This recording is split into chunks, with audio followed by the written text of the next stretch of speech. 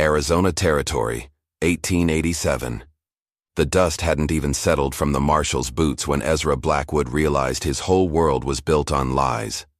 3 men with silver badges stood on his porch, asking for a woman named Katherine Black Widow Kate Morrison, the same woman who'd been sleeping beside him for 2 years, calling herself Mary Sullivan. The same woman who made the finest apple pie in Tucson County and sang hymns while hanging laundry.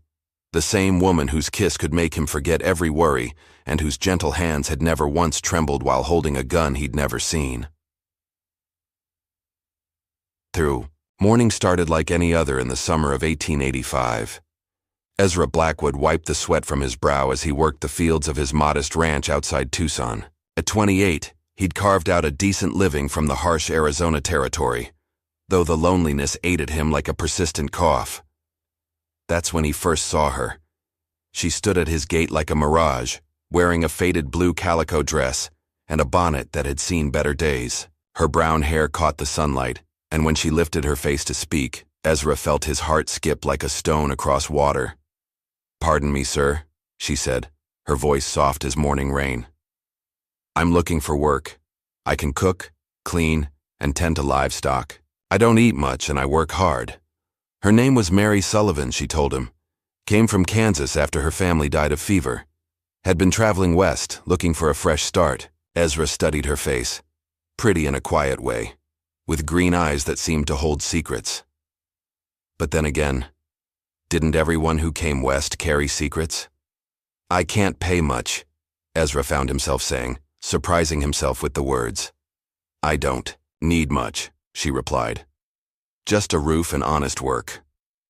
That evening, as Mary, he'd started thinking of her as Mary already, prepared supper in his kitchen, Ezra watched her move with practiced efficiency. She handled his old cook stove like she'd been born to it, and the smell of fresh bread filled the house for the first time in years. "You cook like this back in Kansas?" he asked, settling into his chair at the small wooden table. Something flickered across her face, quick as lightning. "My mama taught me before she passed." The way she said it discouraged further questions. Ezra had learned that most folks who came west preferred to leave their past buried. Over the following months, Mary transformed Ezra's simple ranch house into a home. She planted vegetables, mended his clothes, and filled the silence with gentle humming. More importantly, she filled the emptiness in his chest that he'd carried for years. By autumn, Ezra found himself looking forward to returning from the fields, just to see her smile. Mary had a way of making ordinary moments feel special, the way she'd set wildflowers on the dinner table, or how she'd sit on the porch in the evenings, reading aloud from whatever book the traveling merchant had brought through town.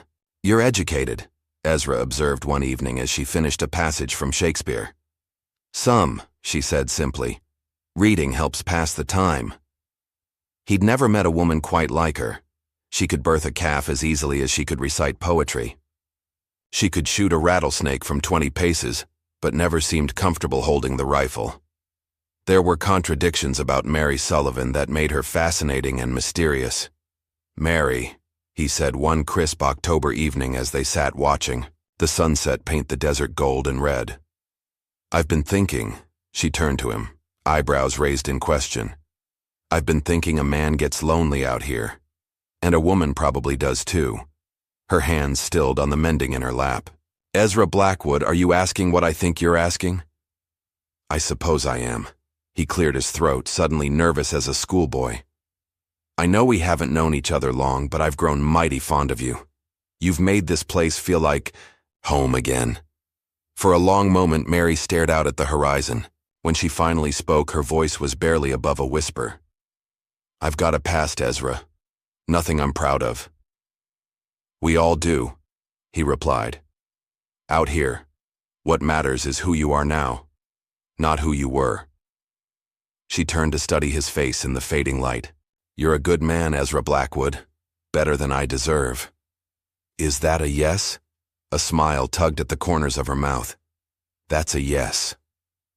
They married on a cold November morning in 1885, with only the local preacher and his wife as witnesses. Mary wore a simple green dress she'd sewn herself, and Ezra had never seen anything more beautiful. The ceremony was brief. But when the preacher pronounced them husband and wife, Ezra felt like he'd been handed the keys to paradise. Mary, now Mary Blackwood, kissed him with such tenderness that he forgot about the harsh desert wind whipping around the small church.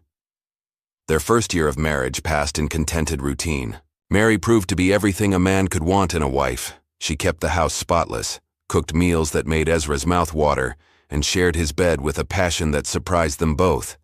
But there were still those moments, quick flashes when she'd freeze at unexpected sounds, or the way her eyes would scan the horizon whenever riders approached. Once Ezra caught her cleaning a small pistol she kept hidden in her sewing basket. Protection, she'd explained when he asked. A woman alone learns to be careful. You're not alone anymore, he'd reminded her. No, she'd agreed, tucking the gun away. I'm not. The second year brought talk of children. Mary's belly remained flat despite their hopes, but Ezra didn't mind. He had his wife, his ranch, and a life that felt complete. Some evenings, they'd sit on the porch and plan improvements to the property, maybe expanding the house, adding more livestock. What do you think about cattle? Ezra asked one evening in the spring of 1887. I think they're smelly and stubborn, Mary replied with a laugh, but profitable. True enough. She rested her head against his shoulder. Do what you think is best, husband. I trust your judgment.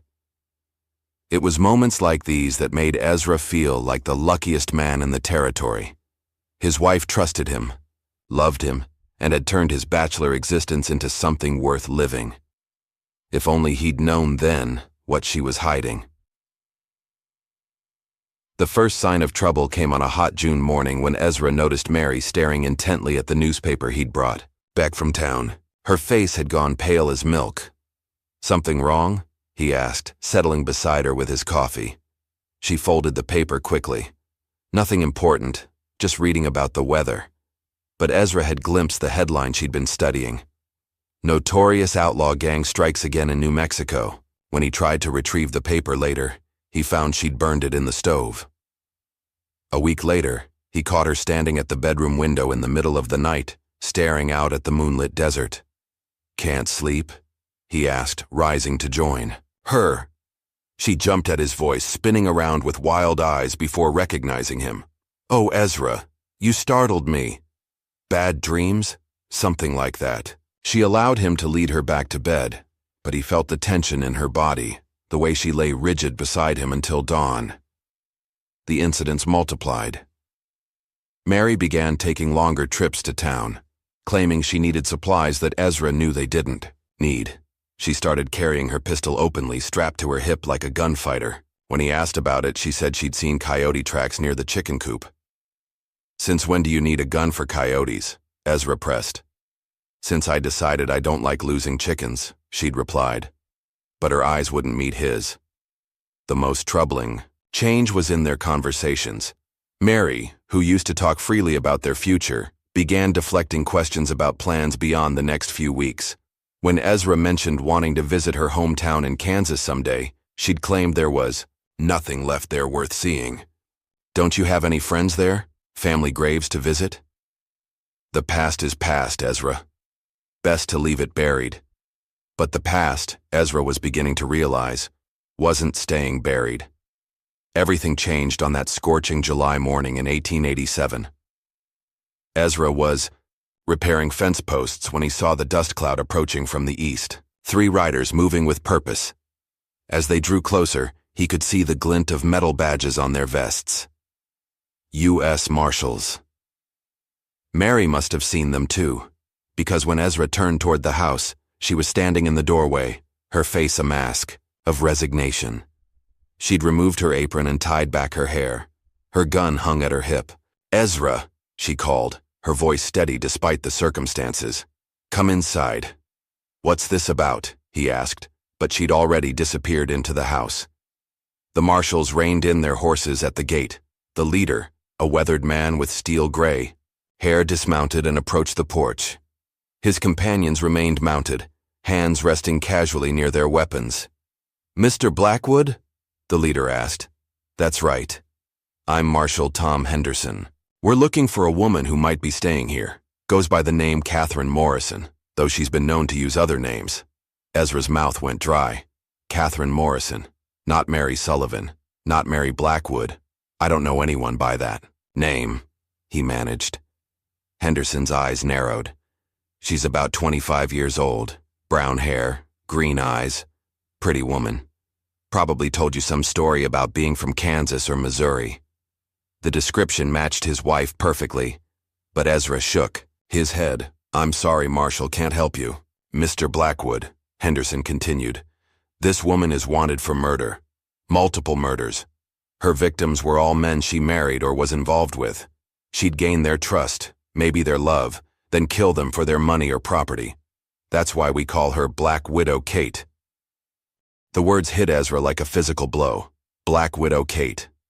The name was familiar. He'd heard it whispered in saloons, read about it in newspapers. A woman who seduced men and then killed them.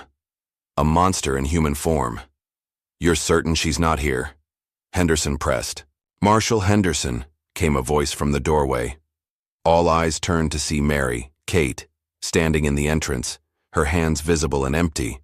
She looked calm, almost serene. Kate Morrison, Henderson breathed, his hand moving to his gun. You're under arrest for the murders of James Hartley, William Fisher, David Crenshaw, and Robert Kellerman. Kate nodded slowly. I know why you're here. No. Ezra stepped between them. There's been a mistake. This is my wife, Mary Blackwood. We've been married almost 2 years. Henderson's weathered face showed something that might have been pity. Son, this woman has been married 6 times in the past 5 years.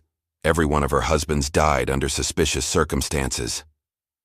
That's impossible, Ezra insisted, but his voice lacked conviction. The pieces were falling into place now. Mary's secretiveness, her knowledge of weapons, the way she sometimes acted like she was waiting for something. Ezra, Kate said quietly. It's true. The marshal's words hung in the air like smoke from a gunshot. Ezra stared at the woman he'd called wife, searching her face for some sign that this was all a terrible mistake. Tell me it's not true, he whispered. Kate's green eyes filled with something that might have been tears. I can't do that. Marshal. Henderson stepped forward, his hand still on his weapon. Mrs. Morrison, you need to come with us. I know. Kate's voice was steady, resigned. But first I owe my husband an explanation. Kate, Henderson began. 5 minutes, she said. Please. He deserves that much. Henderson glanced at his men, then nodded curtly. 5 minutes, but we stay close. Kate turned to Ezra, and for a moment, she looked like the Mary he'd married, vulnerable, beautiful, human. Can we sit? Numbly, Ezra followed her to the porch steps. The marshals positioned themselves nearby, watching but giving them space to talk. My real name is Katherine. Elizabeth Morrison, she began. I was born in Missouri, not Kansas. My father was a drunk and my mother died when I was 12. I learned early that men could be cruel, and that sometimes a woman had to be crueler to survive. Ezra listened in growing horror as she continued. I married my first husband when I was 16, Thomas Brennan. He was kind at first, like you. But after the wedding, he changed. He drank, he hit me, he did things. Her voice cracked slightly. One night he came home drunk and mean. I put arsenic in his whiskey, enough to kill a horse. Kate. No one suspected. I was the grieving young widow. Thomas left me his farm, so I sold it and moved on. I told myself it was justice, that he deserved it. And maybe he did. But then I met James Hartley. She continued her confession, each word cutting into Ezra's heart like a knife. James Hartley, the merchant from Denver who'd been cruel to his servants. William Fisher, the rancher who'd beaten his previous wife to death. David Crenshaw, who'd cheated at cards and robbed travelers. Robert Kellerman, who'd forced himself on young girls in his employ. They were all bad men, Kate said. Men who deserved what they got. But I won't lie to you, Ezra. It wasn't just justice. Their money helped me survive, gave me freedom. I told myself I was doing the world a favor while lining my pockets. And me? Ezra's voice was barely audible. Was I supposed to be next? Kate's composure finally cracked. Tears spilled down her cheeks as she reached for his hand. He pulled away. No, she whispered. Never you. You're different, Ezra. You're good. You're kind. You never raised a hand to me, never spoke to me in anger. For the first time in my life, I felt safe, loved. But you were going to kill me eventually. No. The word came out fierce, desperate. I meant to at first. That's why I came here. I'd heard you were a widower with a successful ranch, easy money. But then I got to know you and I fell in love. Real love. Not the pretend kind I'd used to trap the others. Ezra stared at her, this woman who'd shared his bed, his dreams, his life. How can I believe anything you say? Because if I'd wanted you dead, you'd be dead already. I've had 2 years of opportunities. I put away my poison, Ezra. I threw away my plans. I tried to be the woman you thought I was. Time's up, Marshal Henderson announced, approaching them. Kate rose slowly, wiping her eyes. There's something else you should know, she said to Ezra. In the bedroom, under the loose floorboard by the window, there's a tin box. It has money in it. Money from before. It's yours now. Use it to rebuild your life. Henderson stepped forward with iron shackles. Katherine Morrison, you're under arrest. As the cold metal closed around her wrists, Kate looked back at Ezra one last time. I love you, she said. That's the one truth I can give you. Everything else was a lie, but not that. Never that. The sound of hoofbeats faded into the distance, leaving Ezra alone with his shattered world. He sat on the porch steps for what felt like hours, staring at the empty horizon where the Marshals had disappeared with his wife. His wife. The words felt foreign now, meaningless. Kate Morrison wasn't his wife. Mary Blackwood had never existed. As the sun began to sink toward the western mountains, Ezra finally forced himself to move. He walked through the house like a stranger, seeing everything with new eyes. The curtains Kate had sewn, the books she'd read aloud, the kitchen where she'd prepared countless meals, all of it tainted now by the knowledge of what she truly was. In their bedroom, he found the loose floorboard she'd mentioned. The tin box was exactly where she'd said it would be. Inside, wrapped in oilcloth, were neat stacks of bills. More money than Ezra had ever seen in one place. Blood money, earned through murder and deceit. He closed the box and set it aside. He couldn't touch that money, couldn't use it. But he couldn't bring himself to destroy it either. That night, Ezra lay alone in the bed he'd shared with Kate, staring at the ceiling. Every memory of their life together was suspect now. Had she ever loved him? Or was that just another lie? When she'd held him, kissed him, laughed at his jokes, had any of it been real? The worst part was that he still loved her. Despite everything, despite the horrible truth, his heart refused to let go.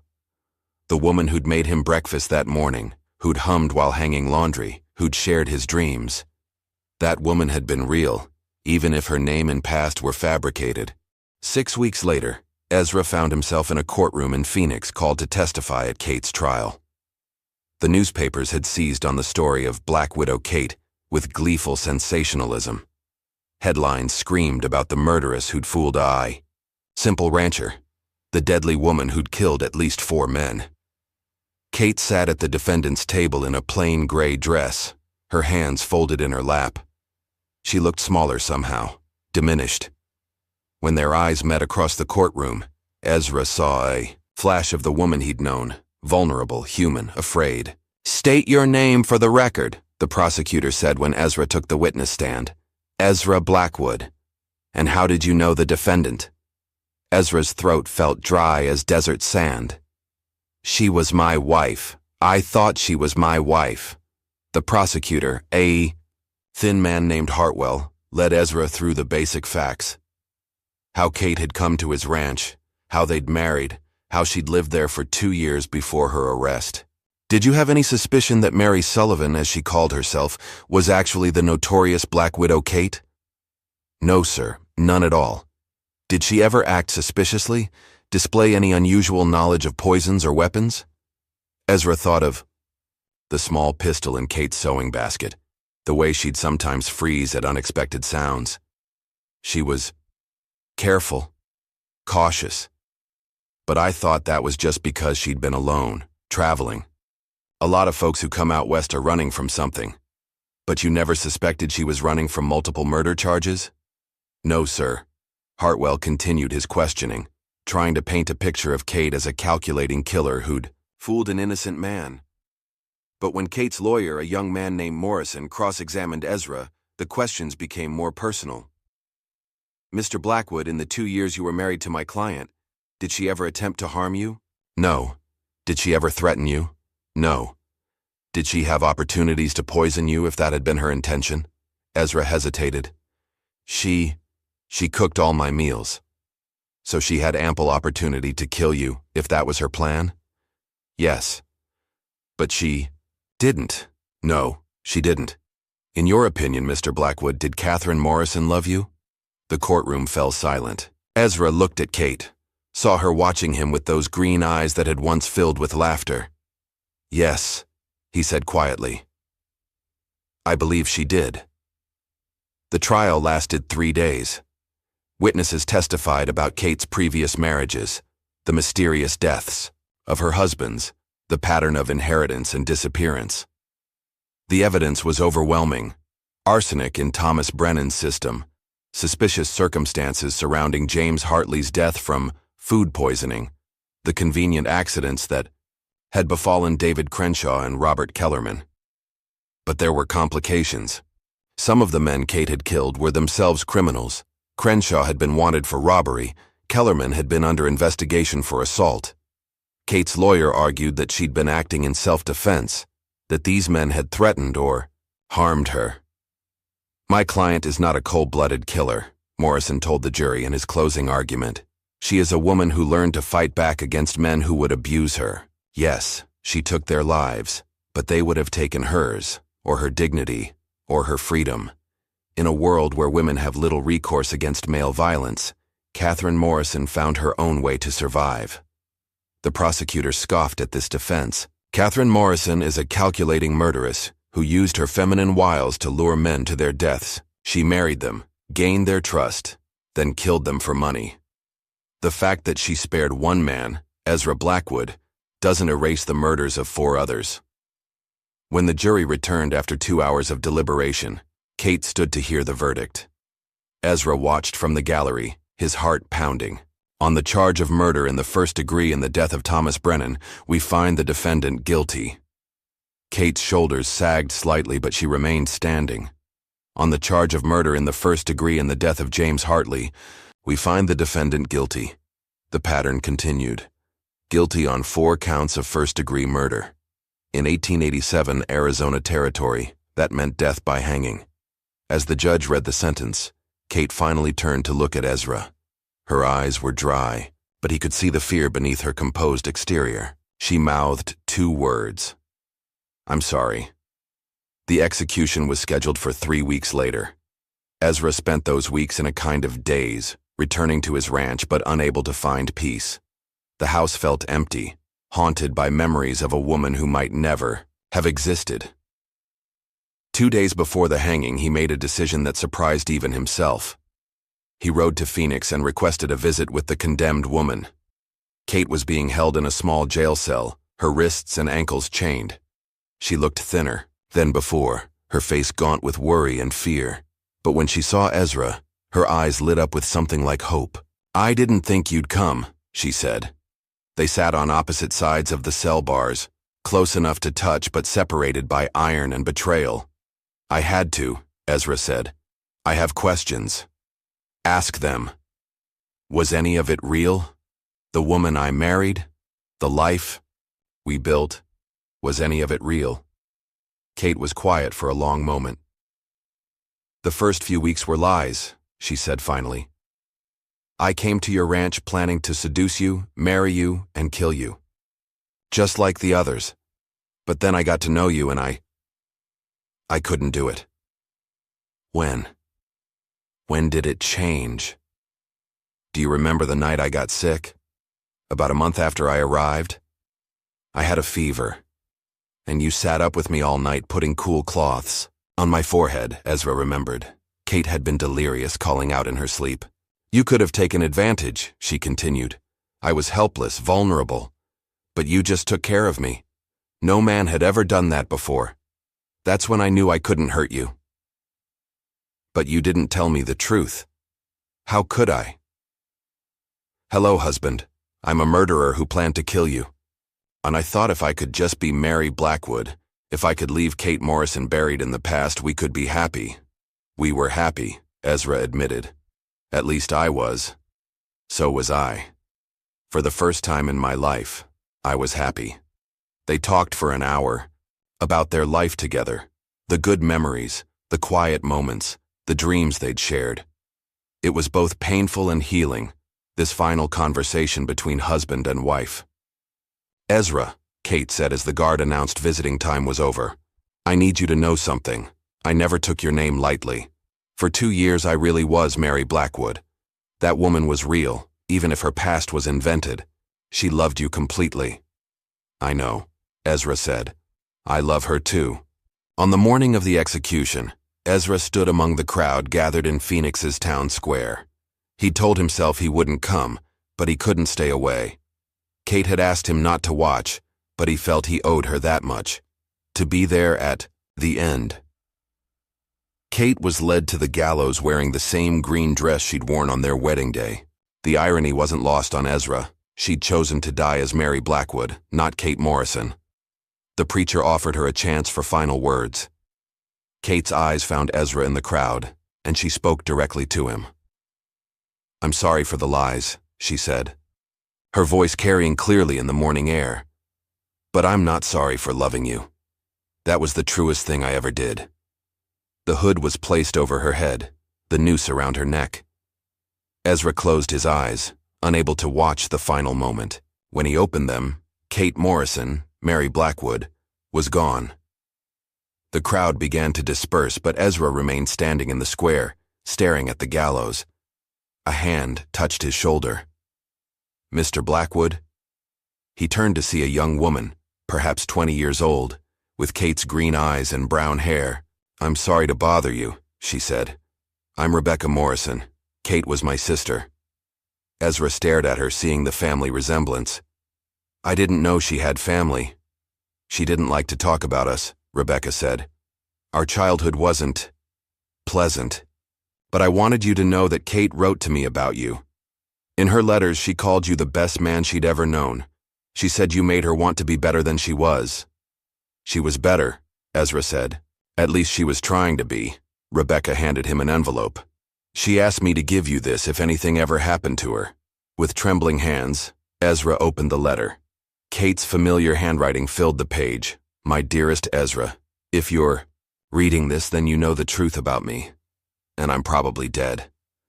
I want you to know that the 2 years I spent as your wife were the happiest of my life. You showed me what it meant to be loved without fear, to be cherished instead of used.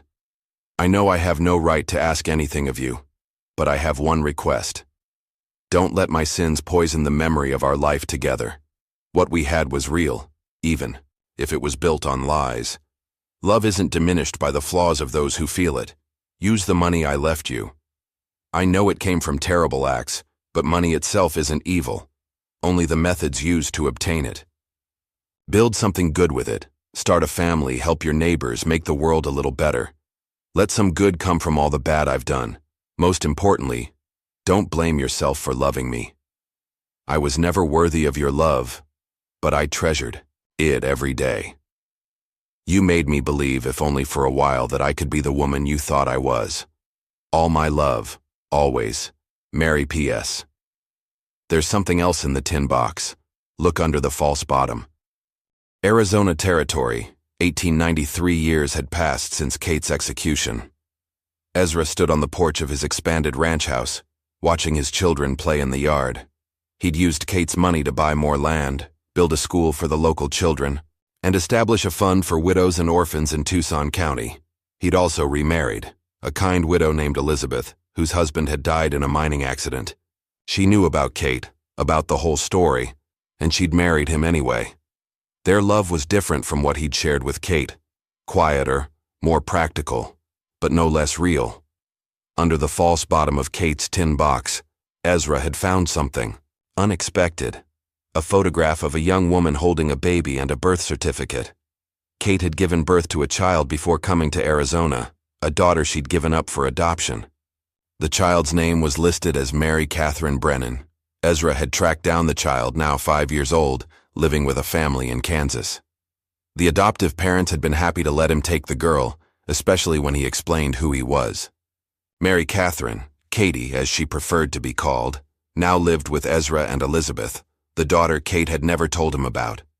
Sometimes, watching Katie play, Ezra could see Kate in the child's smile, in the way she tilted her head when she was thinking. It was like having a piece of Mary Blackwood back in his life. The good part, the part that had been real and loving and true. The past couldn't be changed. Kate Morrison had killed 4 men, and she'd paid for those crimes with her life. But she'd also loved deeply and been loved in return. She'd tried to become someone better, even if she'd failed. In the end, maybe that was all anyone could do, try to be better than they were. As the sun set over the Arizona desert, painting the sky in shades of gold and crimson, Ezra gathered his family inside for supper. He thought of Kate often, but the pain had faded into something softer, a bittersweet memory of a complicated woman who'd taught him that love could exist even in the shadow of terrible secrets. He'd never know if Kate would have eventually told him the truth, if their marriage could have survived the revelation of her past. But he chose to believe what she'd written in her final letter, that their love had been real, that the woman who'd shared his bed and his dreams had been as genuine as any person could be, given the burden of her history. In the dining room, Elizabeth called the family to the table. Katie ran ahead, her laughter filling the house with joy. Ezra followed, carrying the lessons Kate had taught him, that people were more complex than they appeared, that love could bloom in the most unlikely places, and that redemption was always possible, even if it came too late. Outside, the desert, wind whispered through the sagebrush, carrying with it the ghosts of the past and the promise of tomorrow. Somewhere in that wind, Ezra liked to imagine, Mary Blackwood was finally at peace. Now that you've watched the full story, we'd really appreciate it if you could rate it out of 10 in the comments. Your thoughts help us improve and ensure we're bringing you the kind of storytelling you truly enjoy.